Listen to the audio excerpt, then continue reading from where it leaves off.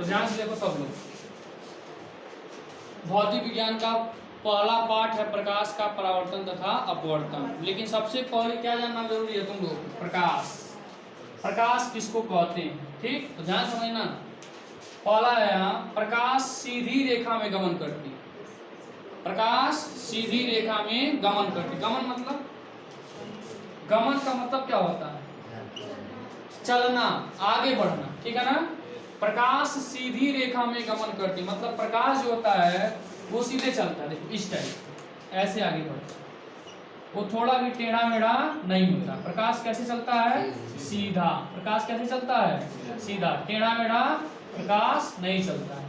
प्रकाश कैसे गमन करती है? तो प्रकाश सीधी रेखा में गमन करती है। समझ में आ गया? वो टेढ़ा मेढ़ा नहीं होता। वो कैसे चलती है? प्रकाश एक सीधी रेखा में प्रकाश गमन करती है। ये समझ में आया? पहला कंडीशन है। अब देखो दूसरा कंडीशन क्या है? प्रकाश विद्युत चुंबकीय तरंग है। प्रकाश क्या है? विद्युत चुंबकीय तरंग है, इसलिए संचरण के लिए माध्यम की आवश्यकता नहीं है। कह रहा है संचरण मतलब आगे बढ़ना। इसको आगे बढ़ने में किसी माध्यम की आवश्यकता नहीं होती। माध्यम जैसे मान लो ये बोर्ड है हम लोगों का और यहाँ एक बल्ब है, ठीक।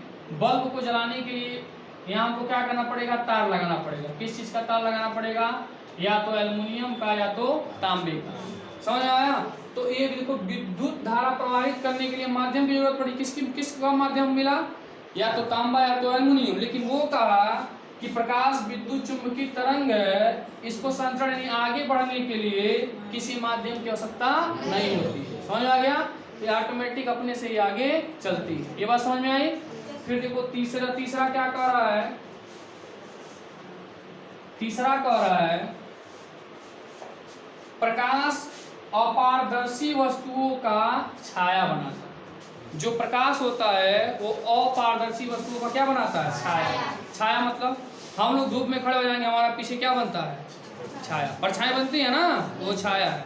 तो प्रकाश क्या करता है? जो ऐसी वस्तु जिसको आर पार नहीं कर सकता है उसका क्या बना देता है? छाया। देखो इसका छाया बन रहा, पीछे बन रहा ना।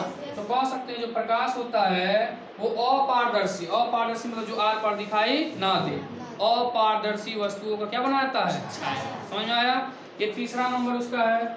फिर देखो चौथा, प्रकाश की चाल निर्वात में सबसे अधिक होती है। कितना? 3 × 10⁸ मीटर प्रति सेकंड। मतलब जो प्रकाश होता है निर्वात का क्या मतलब? निर्वात, ध्यान समझना। निर्वात इसका अर्थ क्या है? जहां हवा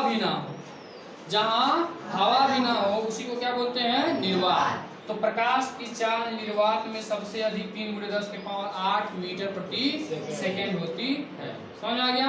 प्रकाश के बारे में कम से कम हाई स्कूल में तो इतना ही तुम लोगों को याद होना ही जरूरी है। समझ में आया?